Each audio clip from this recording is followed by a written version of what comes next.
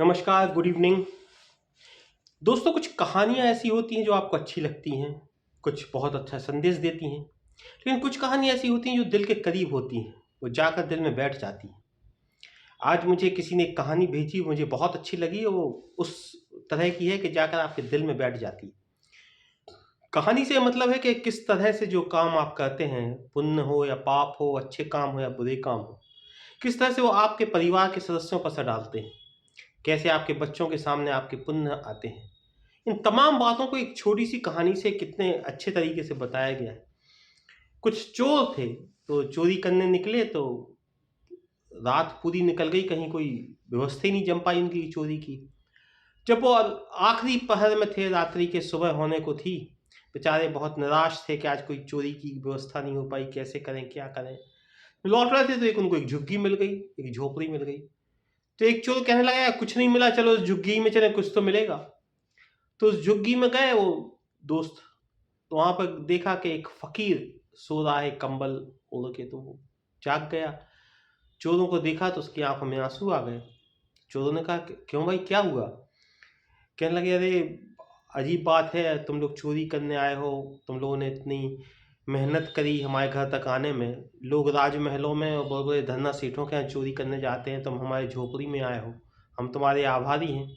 लेकिन दुखी इस बात को लेके हैं कि हमारे घर में आज कुछ है ही नहीं। ये बात 2-3 दिन पहले पता होती कि आज तुम लोग चोरी करने आए हो, तो मैं कुछ भिक्षा माँग के रखता, कुछ सामान इकट्ठा करके रखता।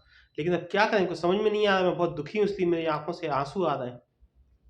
चोरों ने कहा, "अरे! आप कैसी बात कर रहे हैं, गलती हो गई, हम लोग वापस जा रहे हैं।" कहले, "नहीं, नहीं, रुको, रुको।" उन्होंने कहा कि जो कंबल मैं ओढ़े हूँ, इसको तुम ले जाओ। तो चोरों ने कहा, "नहीं भाई, कैसे?" चोरों में भी थोड़ी बहुत इंसानियत दिखाई उन लोगों ने। उन्होंने कहा, "नहीं, नहीं, आपके पास एक ही कंबल है, इतनी ठंड का समय है, आप ओढ़े हो, आप कैसे ले जाएँ?" कहा, "नहीं, ले जाओ, ले जाओ। नहीं ले जाओगे तो मैं दुखी हो जाऊँगा, प्लीज़ ले जाइए।" ज़बरदस्ती उसने फ़कीर ने कहा। तो उन लोगों ने कंबल उठाया, जब कंबल उठाया तो देखा कि वो अंदर नग्न था, उसके पास कोई वस्त्र ही नहीं थे, एक कंबल ही था जिसके सहारे वो लेटा था। तो उनकी आँखों से आँसू आ गए, कहले, "हम नहीं ले जा पाएँगे ये कंबल आपका, आप इसको सोइए।" तो उसने कहा, "नहीं, नहीं, मेरा आदेश है, मेरे निवेदन है, जो कुछ भी आपको मानना है मान लीजिए और ये कंबल ले जाइए प्लीज़।" तो चोर लोग कंबल लेके जाने लगे तो उसने कहा, "भाई साहब, आप लोग मेरा कंबल लेके जा रहे हैं, धन्यवाद तो कहिए।" तो उन लोगों ने कहा, अजीब आदमी है। उन्होंने कहा, धन्यवाद, आपने हमको कंबल दिया। कह ले दरवाज़ा बंद करके चले जाइएगा, ताकि ठंडी हवा अंदर ना आए। उन लोगों ने दरवाज़ा बंद किया और चले गए। कुछ दिन बाद वो चोर पकड़े गए पुलिस में, वो कंबल भी ज़ब्त हुआ। जब वो वहाँ के लोकल कोर्ट में, स्थानीय कोर्ट में जब पेश हुआ, सब चीज़ें बताई गईं, तो मजिस्ट्रेट उस फ़कीर को पहचानता था, उस कंबल को पहचानता था, क्योंकि वो फ़कीर बहुत पहुँचा हुआ संत था। तो उन लोगों ने देखा तो उसने कहा, ये तो उस फ़कीर का कंबल है, तुमने फ़कीरों को, साधु संतों को भी नहीं छोड़ा, तुम लोग बहुत ही दुष्ट हो, तुम्हें बहुत ही कठोर सज़ा दूँगा। तो उसने कहा कि उस फ़कीर को बुलाओ, वो कह देगा कि मेरा कंबल है, तो इन लोगों को सबूत मिल जाएगा मेरी चोरी का, उन लोगों को मैं कठोर सज़ा दूँगा।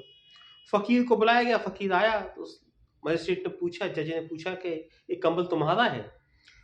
तो कहने लगा, हाँ, ये कंबल तो हमारा है। तो कह रहे, इन लोगों ने तुमसे चोरी की? कह रहे, नहीं, ये कंबल तो मैंने इन लोगों को खुद दिया, और ये तो भले नेक और अच्छे लोग हैं, जब जाने लगे तो दरवाज़ा बंद कर दिया और मुझको धन्यवाद दे के गए।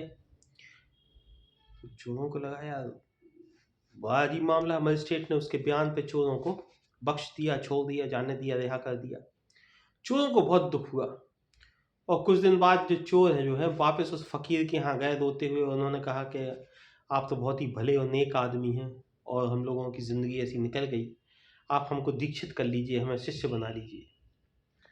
तो फ़कीर ने उन चारों को दीक्षित किया और हँसने लगा, और उसने बहुत महत्वपूर्ण बात कही। कहने लगे, मैं जानता था कि जो कंबल है ये तुम लोगों को एक दिन वापस ले आएगा, तुम चोरों को शिष्य बना देगा, संत बना देगा। तो उन्होंने कहा कि वो तो सब ठीक है, लेकिन इस कंबल में से क्या विशेषता है? कहले, इस कंबल को पहन के मैंने ज़िंदगी में बहुत अच्छे-अच्छे काम किए, बहुत अच्छे-अच्छे नेक काम किए। मंत्रों का जाप इसको पहन के किया, बहुत सारे मंत्र सिद्ध किए, भगवान का नाम इस कंबल को पहन के लिया। तो जितनी नेकियां थीं, जितने अच्छे काम थे, वो सब इस कंबल में थे, और इस कंबल में असर था उन तमाम नेकियों का, तमाम अच्छाइयों का। ये कंबल जब भी तुम लोगों ने ओढ़ा तो तुम्हारे लोगों के लिए हृदय परिवर्तन हुआ, और तुम चोर से हमारे शिष्य बन के आ गए, भले आदमी बन गए। तो यहाँ पे कहानी खत्म होती है, लेकिन कितनी प्रतीकात्मक बात है। कितनी गजब की बात है कि हमारे जो नेक काम हैं, हमारी जो अच्छी बातें हैं, हमारी जो अच्छी आदतें हैं, उसका असर एक निर्जीव कंबल पे हो सकता है। तो हमारे बच्चे जो हमारे आस-पास रहते हैं, हमारे परिवार के सदस्य जो हमारे आस-पास रहते हैं, उन पर नहीं होता होगा। हालाँकि लोक कहावतें होती हैं कि माता-पिता का पुण्य बच्चों के सामने आता है। ऐसी बहुत सी कहानियाँ हैं। लेकिन जब एक कंबल पे असर है, एक फ़कीर की नेक नीयत का, तो माता-पिता के जो पुण्य कार्य हैं, उनका असर बच्चों पर कैसे नहीं होगा? अगर माता-पिता का बुरे काम कर रहे हैं, तो उनके असर बच्चों पर कैसे नहीं होगा? और आप अपने माता-पिता की सेवा कर रहे हैं, तो आपके बच्चों पे इसका असर क्यों नहीं होगा? आप किसी फ़कीर, किसी गरीब, किसी भूखे को खाना खिला रहे हैं, तो उसका असर आपके बच्चों पे क्यों नहीं होगा? जब कंबल जैसी निर्जीव चीज़ पे हो सकता है, तो आपके बच्चे तो सजीव हैं। इसलिए नेक रहिए, अपनी नीयत साफ़ रखिए। मुझे पूरा यकीन है कि आपके जो अच्छे काम हैं, जो भले काम हैं, वो आपके बच्चों के सामने आएँगे।